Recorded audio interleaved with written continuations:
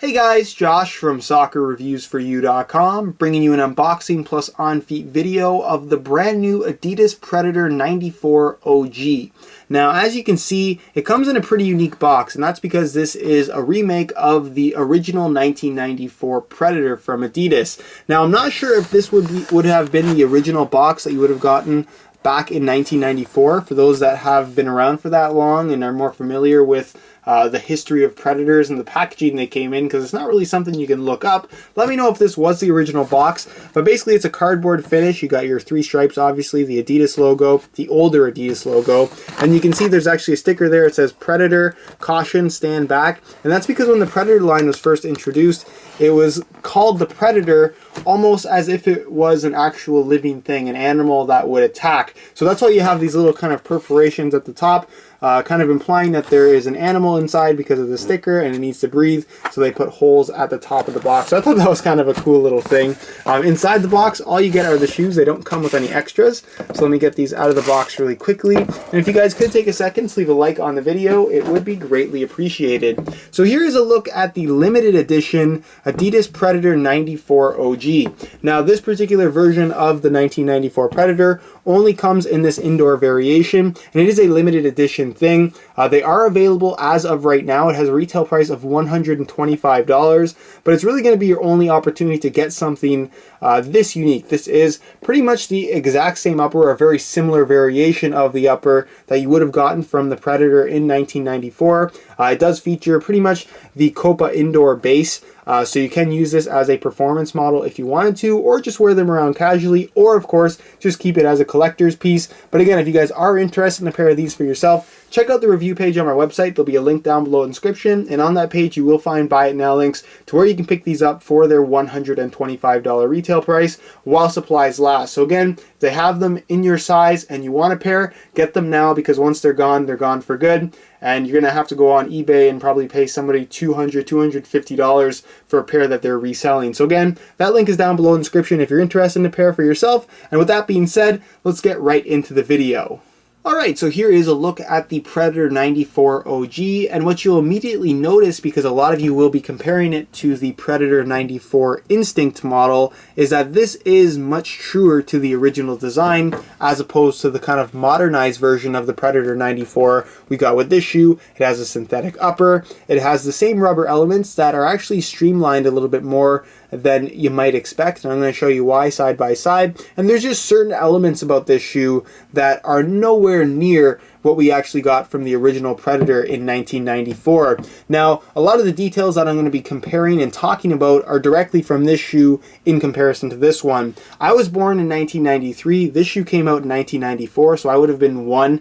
So I don't really have any hands-on experience with any of the original Predators from 1994, so you have to excuse some of my ignorance when it comes to this kind of thing. But again, I have a pretty good idea. I've done a little bit of research, and for the most part, I think it's pretty safe to say that this version of the Predator from 1994, this remake, if you will, is actually pretty accurate and very, very cool because of it. I honestly really wish that they would have put this upper on this particular base and just made that the Predator 94 Instinct.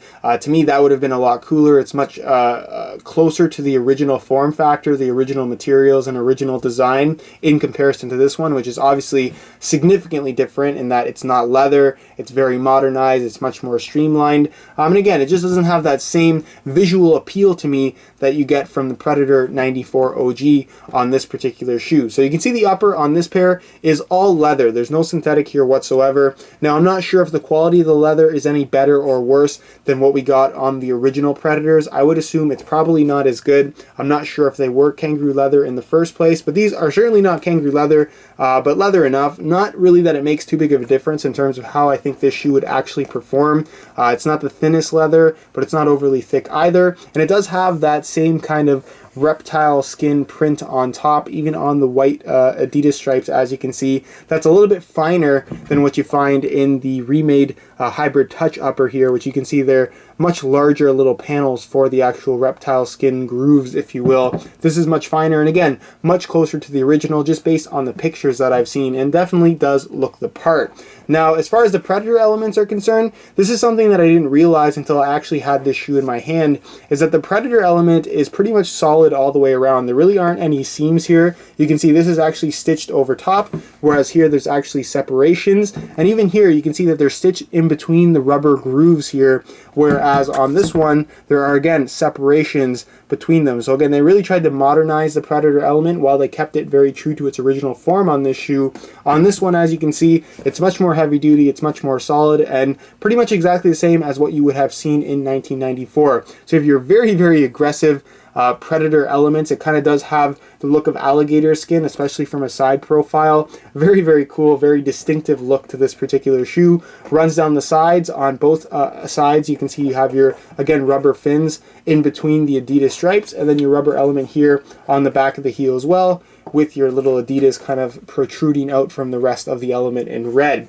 Central lacing system, as you can see, that leather tongue, and then again you can see the Predator logo, I should say, is all rubber and it's stitched on directly to the tongue, whereas on this model, again, it was kind of more embossed as opposed to being actual rubber. I honestly think that looks significantly better in comparison. The same cut in the heel, where it's pretty high cut on the side, but even higher cut on the back, and it has that very square shape to it, as you guys can see. The heel liner is heavily padded and actually made from what appears to be a natural leather material, so the quality is very, very good.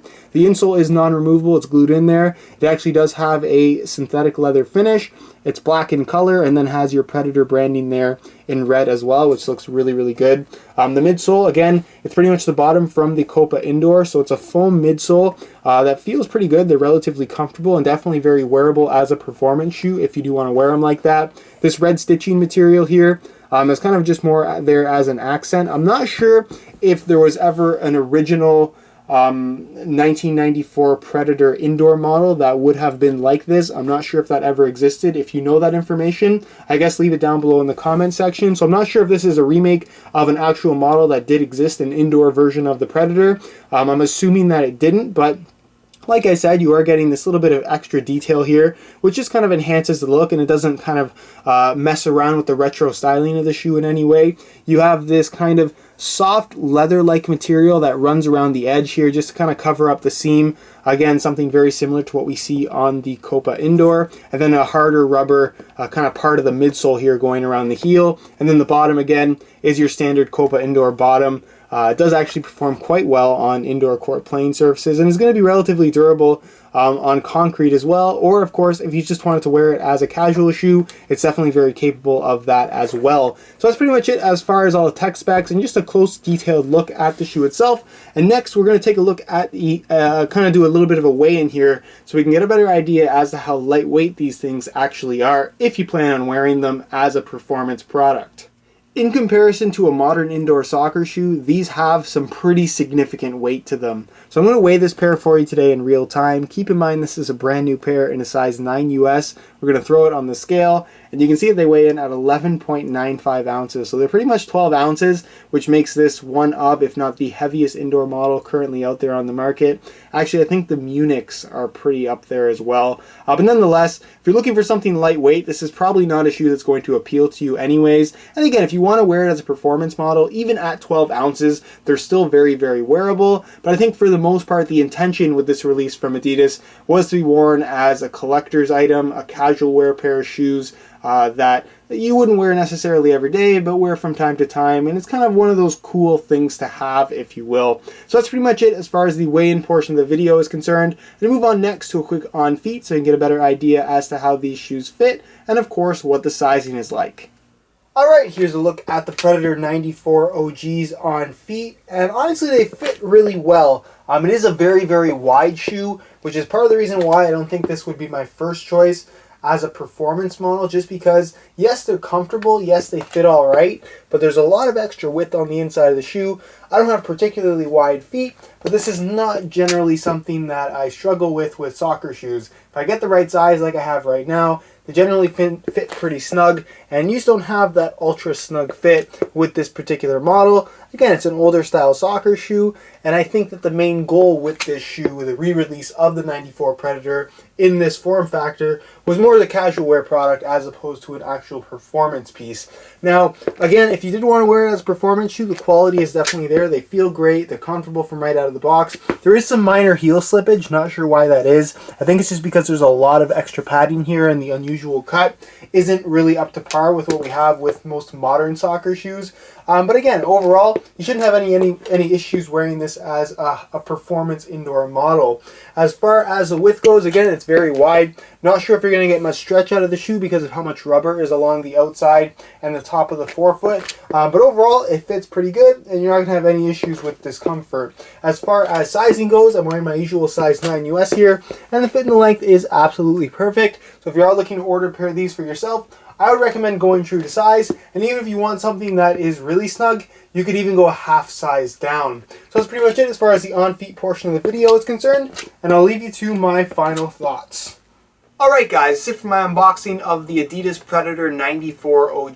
This is a very, very cool release from Adidas. I honestly wish they would have released a firm ground variation with this particular upper, like I mentioned earlier in the video. But I think doing a flat version, an indoor model, if you will, that you can wear for performance reasons or even as a casual shoe was definitely a good route as well. This is the truest version of the original 1994 Predator that you're going to have the opportunity to buy perhaps for a very, very long time. So again, if you want a pair of these for $125, I honestly think it is worth the money. It's a cool novelty item that looks the part, the quality is there, and again, it's just a really cool thing to have if you are a soccer cleat / football boot enthusiast. So again, if you're interested in one of these for yourself, they're available in very limited quantities, and check out the review page on my website for that buy now link. There's a link to that down below in the description. Also on that review page, you will find the high quality images of the shoe that'll give you a better idea as to how they actually do look in person, as well as some of the close-up details that you won't find in the online stock photos. Other than that though guys, if you have any questions at all, leave them down below in the comment section. I definitely will get an answer out to you. If you enjoyed today's video, found it helpful and informative, be sure to support it with a like. That would be greatly appreciated. Subscribe, of course, if you haven't already, for daily videos on all the latest and greatest soccer gear.